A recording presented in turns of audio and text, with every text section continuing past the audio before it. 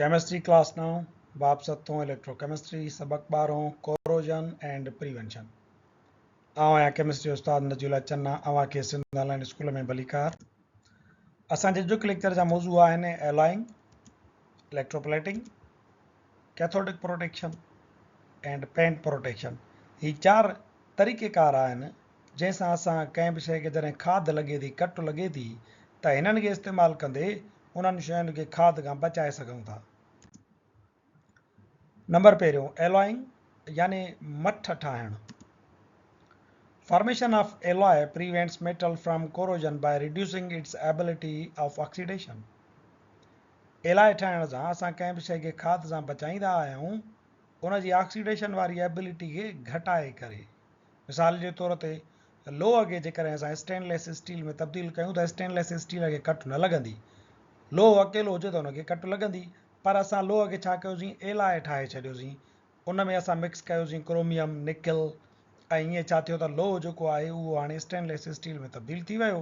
हाणे लोह अकेलो कोन्हे को, निकिल ऐं क्रोमियम जूं ख़ासियतूं उन में गॾु आहिनि। उहे ॿई लेस रिएक्टिव आहिनि विद ऑक्सीजन, इन जे करे लोह खे उहे बचाए वठंदा आहिनि एलॉइंग जी मदद सां। ॿियो तरीक़ेकार आहे असां वटि मेटलिक कोटिंग, इन खे असां चवंदा इलेक्ट्रोप्लेटिंग।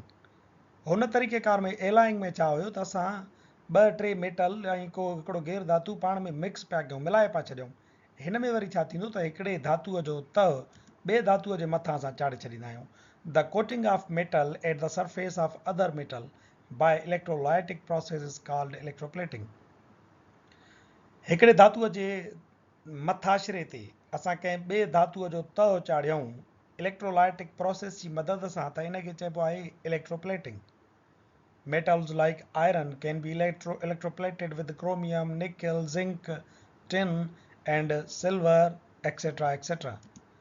मिसाल जे तौर ते लोह जूं जेकॾहिं के ठहियल शयूं आहिनि उन जे मथां असां क्रोमियम जो तओ चाढ़ियूं इलेक्ट्रोप्लेटिंग जे ज़रिए, या उन जे मथां असां निकिल, ज़िंक, टिन या कंहिं बि अहिड़े धातुअ जो तओ चाढ़ियूं जेको ऑक्सीजन सां लेस रिएक्टिव आहे, त उहो छा थींदो त उन अंदरे लोह खे कट लॻण खां बचाए छॾींदो।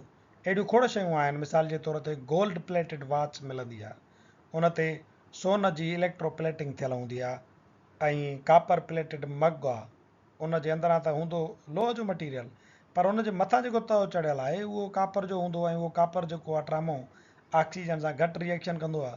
सिल्वर जो प्लेटेड टी पॉट हुजे, सिल्वर जी प्लेटेड गॉबलेट हुजे, या क्रोम जा इलेक्ट्रोप्लेटेड टेप वग़ैरह जेके बि नल आहिनि या दरवाज़नि जा कड़ा वग़ैरह थी विया, उहे सभई इलेक्ट्रोप्लेटिंग जे ज़रिए तयारु कया वेंदा आहिनि त जीअं उन्हनि ते कट न चढ़ी सघे।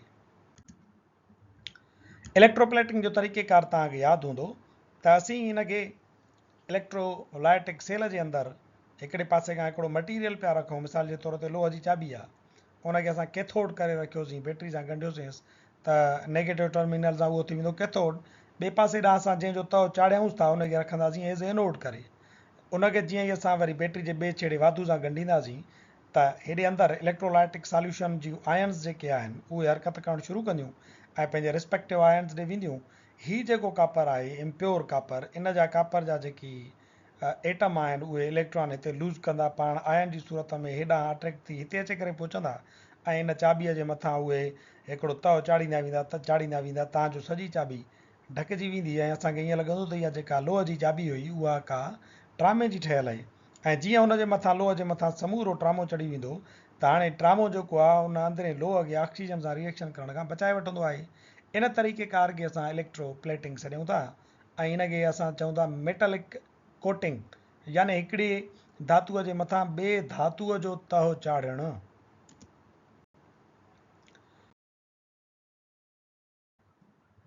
टियों असां वटि तरीक़ेकार आहे cathodic protection. It is applied to protect underground pipes, tanks, oil rigs, etc. from corrosion by making these materials as cathode. Underground जेके पाइप टैंक्स हूंदियूं आहिनि, लोही जेके पाइप लॻल हूंदा आहिनि या तेल जा जेके पाइप लॻल आहिनि वॾा, ऑयल रिग्स आहिनि, उन्हनि खे कट लॻंदी आहे ज़मीन जे अंदरि, छो त उते मिटी बि आहे, घिम बि आहे, ऐं उन पाणीअ में ॻरियल ऑक्सीजन बि आहे, त अंदरि लोही शयूं जेके आहिनि उहे ज़मीन जे अंदरि खाद जो तकिड़ो शिकार थींदियूं आहिनि। हाणे असां उन्हनि खे बचाईंदा आहियूं कैथोडिक प्रोटेक्शन जे ज़रिए। कैथोडिक प्रोटेक्शन यानी हिननि पाइपनि खे, ऑयल जा पाइप या पाइप टैंक्स जेके ज़मीन जे अंदरि आहिनि उन्हनि खे असां कैथोड में तब्दील करे छॾींदा आहियूं। The active metal like magnesium or aluminium is used as anode. ॿिया जेके एक्टिव मटीरियल आहिनि जेके लोह खां वधीक एक्टिव आहिनि, जेके तकिड़ो रिएक्शन कंदा आहिनि, मिसाल जे तौर ते मैग्नीशियम आहे या एल्यूमिनियम आहे, उन्हनि खे असां एज़ एनोड इस्तेमालु कंदासीं ऐं उन्हनि खे ॻंढे छॾींदासीं लोही पाइपनि सां। The active material itself ऑक्सीडाइज़िस।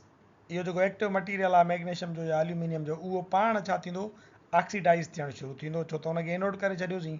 And prevent other metal from corrosion. ऐं ॿियो जेके पाइप आहिनि उन्हनि खे इहो कोरोजन खां, खाद खां बचाए वठंदो आहे। मिसाल जे तौर ते ॾिसो ज़मीन जे अंदरि हिकिड़ो कैथोड जो पाइप लॻल आहे, उनखे असां पोइ कैथोड ईअं कयोसीं जो परियां ग्रेफाइट जो असां एनोड रखियोसीं ऐं पोइ बैटरीअ जे ज़रिए उनखे असां ॻंढे छॾियोसीं।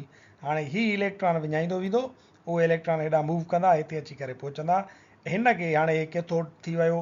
हितां तव्हांखे रिडक्शन मिलंदी गेन ऑफ इलेक्ट्रॉन। जेकॾहिं को बि ऑक्सीजन या को ॿियो अहिड़ो पाणीअ जी मदद सां अची करे खाद लॻाइण वारो अंसर हिन सां मिलंदो त उनखे हीअ इलेक्ट्रॉन मिली वेंदा जेके हेॾां पिया था सप्लाई थियनि, त हीअ कोरोजन खां पाण बची वेंदो। इहो ईअं थिए थो जीअं असां ॾिसो पंहिंजे अॻे लेक्चर में कोरोजन में इहो सम्झो हुयोसीं त ॾिसो हे लोह जो उहो हिसो आहे जेको लेस मॉइस्चर वारो आहे। हिते छा थींदो आहे, लॉस ऑफ इलेक्ट्रॉन थींदी आहे। हाणे लॉस ऑफ इलेक्ट्रॉन, हे लोह जा आइटम पंहिंजो इलेक्ट्रॉन विञाइनि था त इहे लोह जा आइटम पाण मथे मूव थींदा वेंदा। हितां इहो खाद जो शिकार थींदो वेंदो। ईअं जेकॾहिं हीउ लोह जो पाइप बि हितां पंहिंजा इलेक्ट्रॉन विञाए त इहो पाण खाद जो शिकार थींदो, पर असां छा था कयूं त हिनखे इलेक्ट्रॉन ॿाहिरां था ॾियूं पिया। इन जे करे हीउ जेको पाण कैथोड थी वियो आहे, हेॾां एनोड ॾांहुं इलेक्ट्रॉन अचनि था पिया, त हीउ पाण बची पवंदो, हिन जा आइटम इलेक्ट्रॉन न विञाईंदा। ॿाहिरां जेके इलेक्ट्रॉन अचनि था उहे ऑक्सीजन खे मिलंदा वेंदा, हीउ इंटैक्ट रहंदो, कोरोजन खां बची पवंदो। इन तरीक़े खे असां चऊं था इम्प्रेस्ड करंट कैथोडिक प्रोटेक्शन। हेॾां हे जेको बैटरी आहे उनजी मदद सां असां करंट जे वसीले हेॾां वारा इलेक्ट्रॉन जेके आहिनि उहे हेॾे मूव कराए ऐं हिनखे ईअं बचाईंदा आहियूं। हिन तरीक़ेकार खे चइबो आहे इम्प्रेस्ड करंट कैथोडिक प्रोटेक्शन। इन खां अलावा कैथोडिक प्रोटेक्शन जो हिकिड़ो ॿियो पिणु तरीक़ेकार आहे।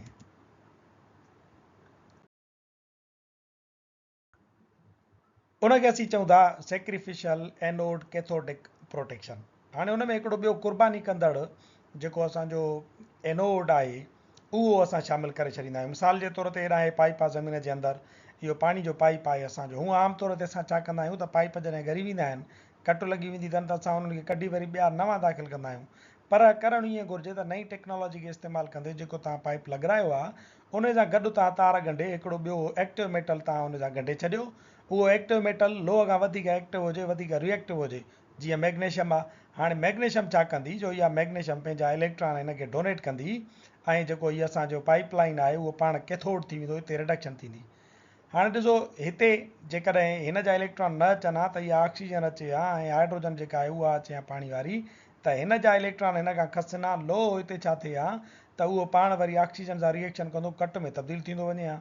हाणे असां छा था कयूं त हिनूं जा जेके इलेक्ट्रॉन अचनि था मैग्नीशियम जा, उहे इलेक्ट्रॉन हिते हिनखे ऑक्सीजन खे हाइड्रोजन खे मिली था वञनि। इहा ऑक्सीजन हाइड्रोजन पंहिंजी इहा इलेक्ट्रॉननि वारी बुख पूरी थी करे पाणी में तब्दील थींदी थी वञे। इहो जेको लोह आहे पाण उन जा एटम बची था पवनि, छो त उन्हनि जा इलेक्ट्रॉन लूज़ नथा थियनि। हाणे इहो इलेक्ट्रॉन केरु थो ॾे, हे मैग्नीशियम थो ॾे। हिन कुर्बानी ॾिनी आहे, हिन जे करे हिनखे असां चऊं था कुर्बानीअ वारो एनोड।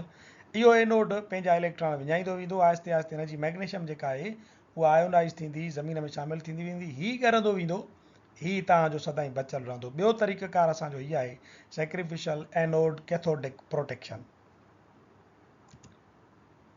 मैग्नीशियम खे ॾिसो असां इहो हिन जे लाइ रखियोसीं छो त इहो रिएक्टिविटी सीरीज़ में लोह खां तमामु घणो मथे आहे। लोह हेठां, मैग्नीशियम तमामु घणो मथे आहे, यानी ही विलिंग आहे to give electron, to donate electrons.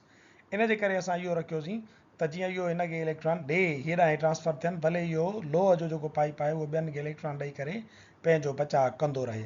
इन जी जॻह ते ज़िंक बि रखे सघिजे थो, क्रोमियम बि रखे सघिजे थो। लोह खां इहे जेके आहिनि उहे वधीक असांजा एक्टिव मेटल्स आहिनि। चोथों तरीक़ेकार आहे कोटिंग विथ पेंट। हीउ त तमामु घणो आम तरीक़ेकार आहे, इहो असां पंहिंजनि घरनि में पिणु इस्तेमालु कंदा आहियूं। मिसाल जे तौर ते तव्हां गार्डर, टीयर या शटर जेको थींदो आहे उनखे तव्हां ऑयल पेंट करे छॾींदा आहियो। इहो ऑयल पेंट छा कंदो आहे त लोह खे ढके छॾींदो आहे, उनजे मथां पंहिंजो कवर चाढ़े छॾींदो आहे। हीउ हिकु त वाटर रिपेलेंट आहे, पाणी जा मालिक्यूल या घिम खे परे करे छॾींदो आहे। इन जे करे छा थींदो त ऑक्सीजन इन लोह सां जॾहिं मिलंदी आहे त वञी करे उहो पाणी जी मदद सां रिएक्शन कंदी आहे। हाणे पाणीअ जा फुड़ा बि हिन ते कोन पवंदा, ऐं उन्हनि खे रिपेल करे छॾींदो, हटाए छॾींदो। ऑक्सीजन खे पिणु हिन सरफेस खां हटाए रखंदो आहे त जीअं उन सां उनजो रिएक्शन न थी सघे। इन जे करे असां गाडरनि खे, टीयरनि खे ऐं शटरनि खे ऑयल पेंट कंदा आहियूं, या दरवाज़नि खे लोह जी शयुनि खे, त जीअं उन्हनि खे घणे वक़्त ताईं कट खां बचाए सघिजे। इन्हनि चइनि तरीक़ेकारनि सां जेकी कोरोजन प्रिवेंशन में इस्तेमालु थियनि था। असांजो अॼोको लेक्चर पुॼाणी ते पहुचे थो। वरी हाज़ुर थींदासीं नए लेक्चर सां गॾु।